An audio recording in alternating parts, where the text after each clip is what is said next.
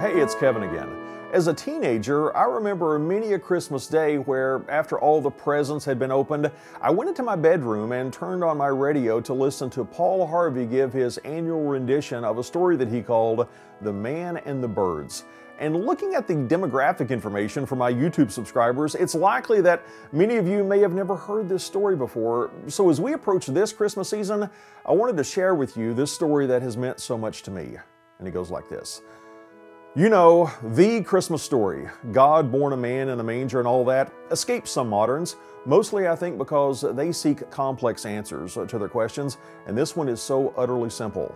So, for the cynics and the skeptics and the unconvinced, I submit a modern parable. Now, the man to whom I'm going to introduce you was not a Scrooge. He was a kind, decent, mostly good man, generous to his family, upright in his dealings with others, but he just didn't believe all that incarnation stuff, which the churches proclaim at Christmas time. It just didn't make sense to him, and he was too honest to pretend otherwise. He just couldn't swallow the Jesus story about God coming to earth as a man. I'm truly sorry to distress you, he told his wife, but I'm not going to church with you this Christmas Eve. He said he'd feel like a hypocrite. He'd rather stay at home. But he said that he would wait up for them, so he stayed home while they went to the midnight service. And shortly after the family drove away in the car, snow began to fall. He went to the window to watch the flurries getting heavier and heavier, and he went back to his fireside chair and began to read his newspaper. Minutes later, he was startled by a thudding sound, and then another, sort of a thump or a thud. At first, he thought somebody must be throwing snowballs against his living room window, but when he went to the front door to investigate, he found a flock of birds huddled miserably in the snow. They'd been caught in the storm, and in a desperate attempt for shelter, they tried to fly through his large landscape window. Well, he couldn't let the poor creatures lie there and freeze, so he remembered the barn where his children stabled their pony. That would provide a warm shelter if he could direct the birds into it. Quickly, he put on his coat and his galoshes, trampled through the deepening snow to the barn. He opened up the doors wide, turned on a light, but the birds did not come in. He figured food would entice them in, so he hurried back to the house.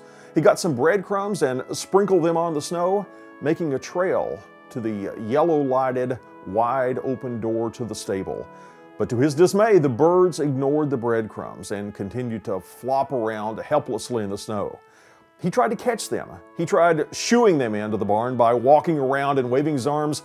Instead, they just scattered in every direction, except into the warm lighted barn.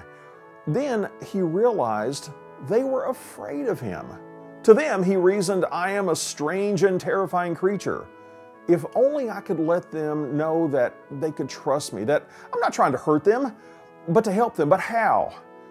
Because any move he made tended to frighten them, confuse them. They just wouldn't follow. They would not be led or shooed because they feared him. If only I could be a bird, he thought to himself, and mingle with them and speak their language. Then I could tell them not to be afraid. Then I could show them the way to the safe, warm